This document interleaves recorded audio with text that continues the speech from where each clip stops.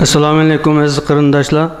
Biz har oyda bir qatim o'tkazib kelayotgan Sharq Turkiston strategiya tadqiqot yig'inini hozir boshlaymiz.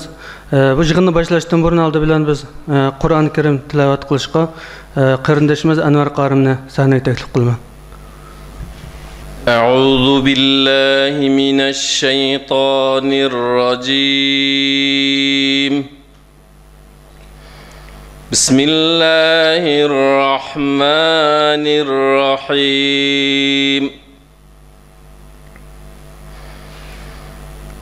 وغضب الله عليهم ولعنهم وأعد لهم جهنم وساءت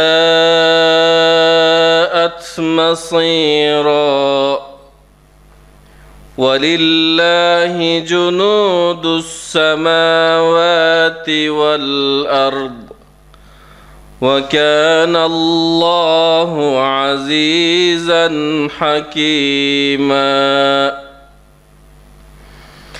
إنا أرسلناك شاهدا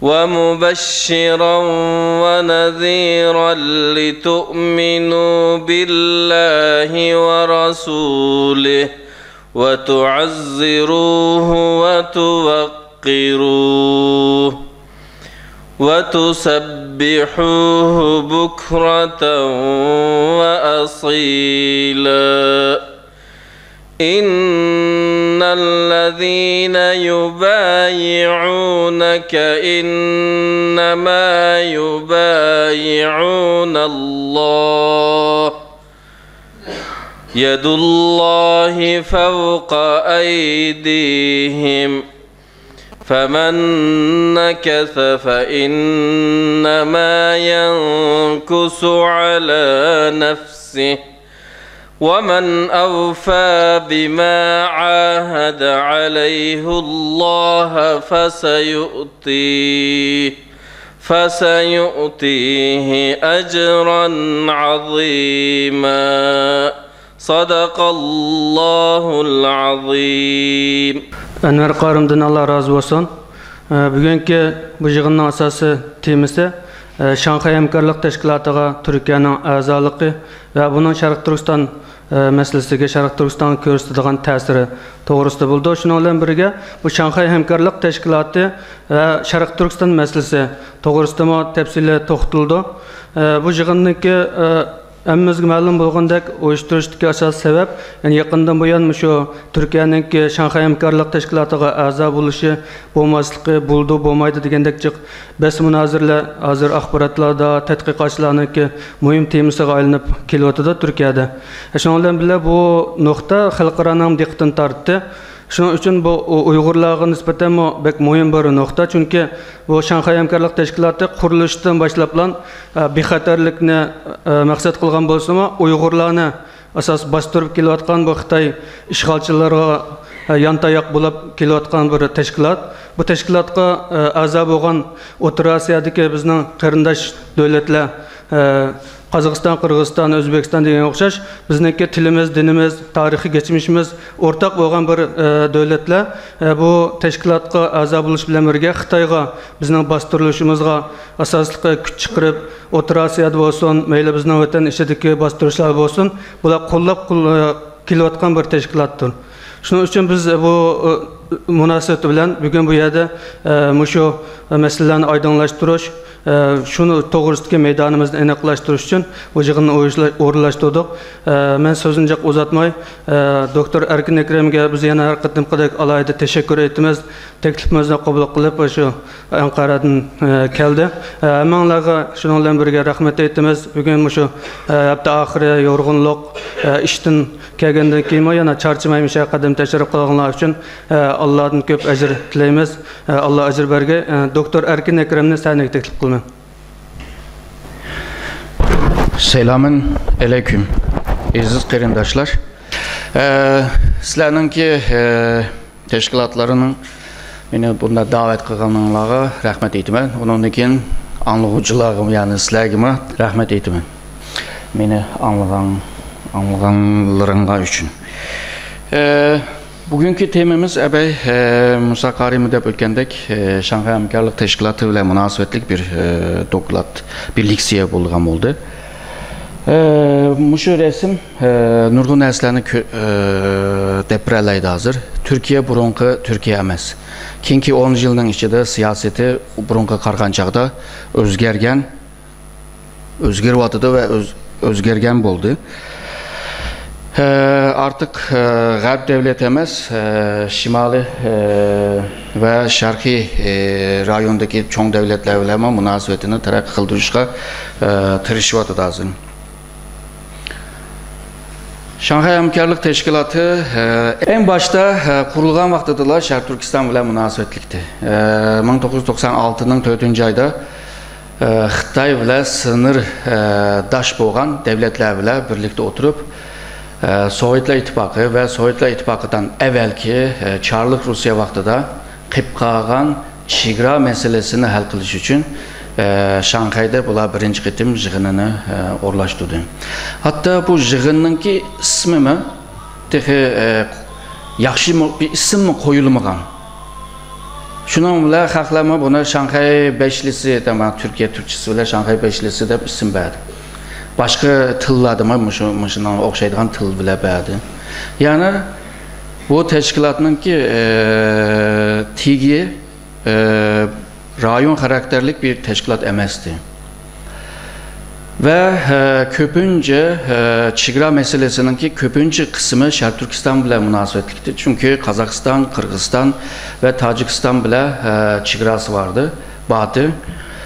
Rusya bilə qısqı bir az bir Çiğra boğan bilə o yerdeki mesele yoktu ama Rusya bilə boğan Çiğra meselesi köpünce Şərq tərəfdə demdi.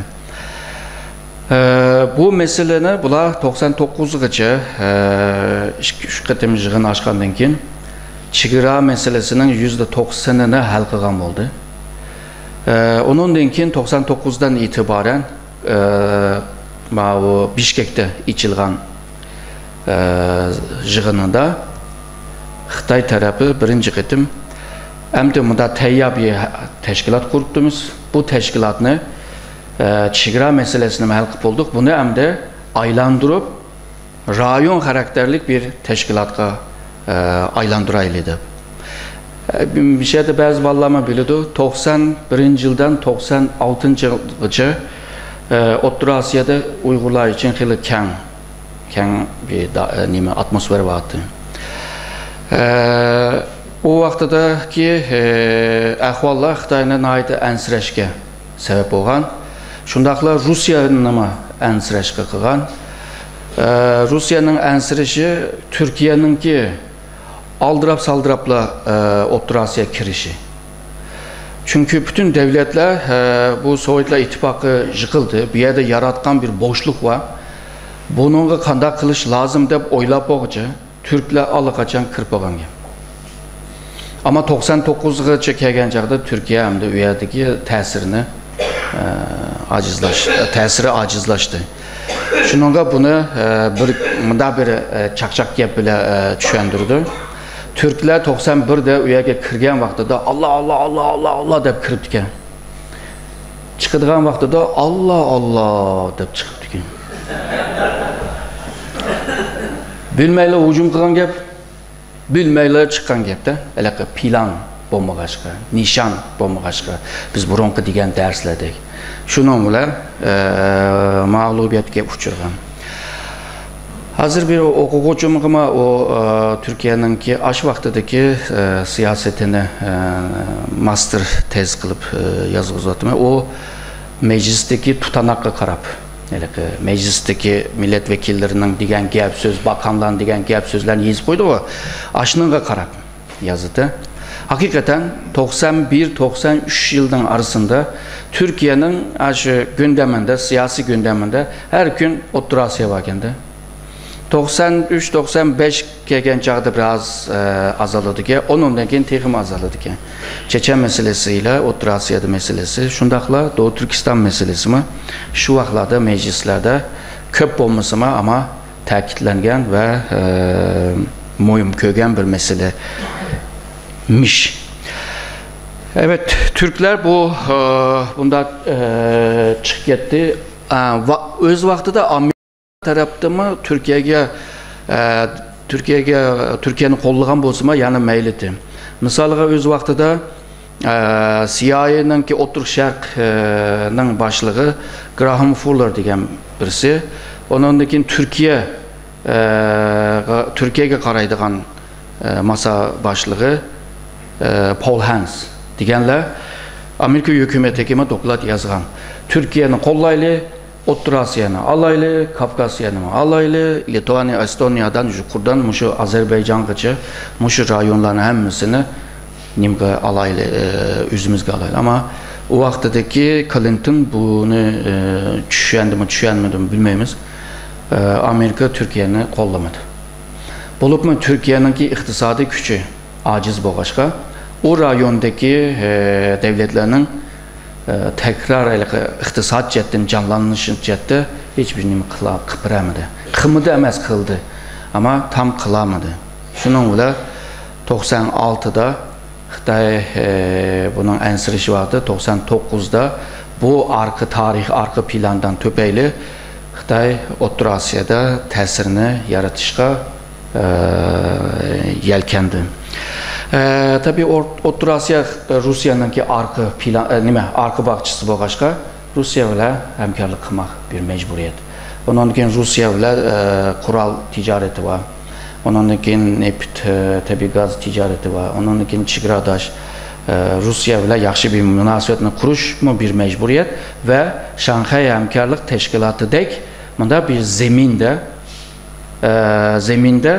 münasebetini terakki kıldırış mı Xitay'nın ki planıdır. Şununla 99'da bu teşkilat Şanghay Hemkarlık Teşkilatı aylandıraylı diye bir kararını aldı. Ve 2 yıldan keyin Özbekistan'la işçi gelip Şanghay Hemkarlık Teşkilatı'na aylanğan oldu. Eğer Şanghay Beşlisi Çigradaş devletlerle Çigra meselesini hal kılımız degen bolsa, o Şark Türkistan'ı alaka kılgan bir ahvalda. Nurgun misalga Kırgızistan ve Kazakistan'ın ki bazı Çigralar bu rayonun ki halkın ki iradesinin sırtında Xitay hakimiyeti başka devletlerle Çigranı hal kılıvadıdır da. Şanghay Hemkarlık Teşkilatı'na özgergendin kim mi? Yine Şark Türkistan meselesi, yine asas bir mesele. Bu ebek dep ötken sözler. Qanda bir münasebeti var degen vaxtıda Şanghay Hemkarlık Teşkilatı'nın ki 2 esas nişanı var. Birisi iktisat cihette hemkarlık, ikincisi terör bile küreş kılış. Terör degen vaxtıda yalğızla bizim Garp devletlerinin ya da Türkiye'nin degen terörizm emez. Onunla birlikte dini radikalcılık ve milli bölgüncülük mü var? Yani terörizm bile birlikte 3 güç. Bu 3 güç degen güçler hemisi Şark Türkistan ile münasebeti var. Tabi bu Özbekistan'da mı, Kazakistan'da mı buluş mümkün ama Xitay'nın nokta nazarında xavfsizlik cihette hemkarlık Şark Türkistanlıklarının ki teşkilatlarına karşı çıkış degen gap. İktisat cihetten deyli, iktisat cihet yalğızla ticari ve ekonomi emez. Şundaqla enerjime mesele. Enerjinin hemkarlığı. Çünkü bu rayonda en çok enerjiye sahip olan devletler var ve şundaqla en çok enerjini istimal kıldığan devletler mi var. Şununla biri satıdı, biri alıdı. Bula asanla hemkarlık kılalaydı. Neftini deyilgan bolsak, Şark Türkistan'ın özde neft ve tabi gaz boğanlığı, bu mu bir malum.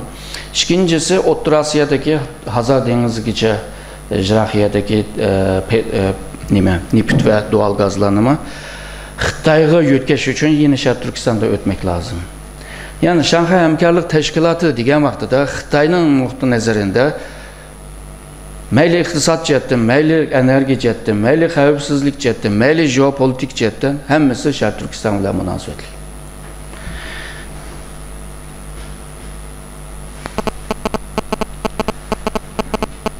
Bugün bu teşkilatınki profili, yani esas ahvalı. Hazır esas a'za 6 gözlemci diyen devletler 5'e yükseldi. 3 diyalog devlet var, ülke var. Bunun 6'sı ebedep öttüm. 5'i 2004'te Moğolistan. Ondan keyin 2012'de Afganistan, 2005'te Pakistan, İran, Hindistan. Bular girdi. Hazır Hindistan ve Pakistan biz bunda gözlemci ülke bulup kalmaylı, biz esas azab olaylı da tırışıvadıdı. Onunla cık narazı var. Misalga Şanghay Hamkarlık Teşkilatı'nın ki reisler jığınıga Hindistan baş ministri ya da cumhur reis kemeydi. Minister seviyedeki birisine evitiyordu. Yani bir narazılık. En başta bağlantı ama bir narazılığını bildirdi. Hindistan'ı Xitay istemegenti. Rusya pek isteyen. Xitay Pakistan'ı isteyen. Şununla xeyli yılgacha bugünkü şunda Xitay ve Rus'un arasında Pakistan ve Hindistan meselesi var. Yani hemisi üzünün adımını ekirişki tırışıvadı. Pakistan, Hindistan kırgenlikin zamanla bilisler zaten Keşmir meselesini kırdı degen gibi. Onun keyin xalqaro bo'libmi G'arb devletlerde rahatsız olan İran'ınki yadro meselesi var. O İran'ı işçiga algandan keyin yani başka bir meseleni işçiga ekirgen oldu. Yani teşkilat bunda azası bile köygen vaxtıda naiti problemlik bir problemi cık olan, çatığı çok cık olan bir teşkilatla okşavadı. Bu gözlemci ikinci seviyede. Üçüncü seviyede boğanlar diyalog ortağıydı, ortak, şirigi. Yani senin bu teşkilatta hiçbir hakkın yok. Bir de bu rayondan jirak boğan, Hindistan'dan ki cenubu uçudu boğan, Sri Lanka var. Onun için Rusya'nın bir uçudu boğan, Belarusya var. Onun için tarihi, medeniyet, tarihi, etnik, dini, kültür, her cetten Oturasya bile zıç münasebet olan Türkiye. Yani diyalog şiiri diyen gep, diyen statü Türkiye'me işçide ama Türkiye'nin kanda çetki kakkanlığına mı bir yerde rahatça köylü boludu.